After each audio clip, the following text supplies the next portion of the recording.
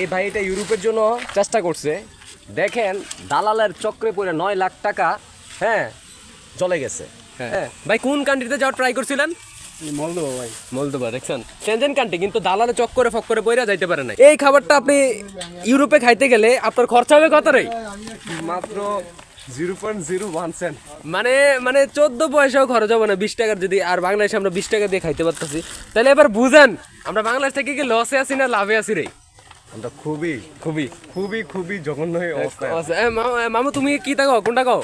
আমরা খুব লাভে আছি। লাভে আছি। তুমি যদি এই ব্যবসাটা ইউরোপ গিয়ে করতাম, মনে করো তুমি মাসে কামাইতে 3 লাখ টাকা, বুঝুনি? আমার হাতে যে দেখতে পাচ্ছেন বেলপুরি, যেটা ধর্মসাগর পার খুবই জনপ্রিয়। তো এই খাবারটা আমরা চলে আসলাম এখানে খাইতে।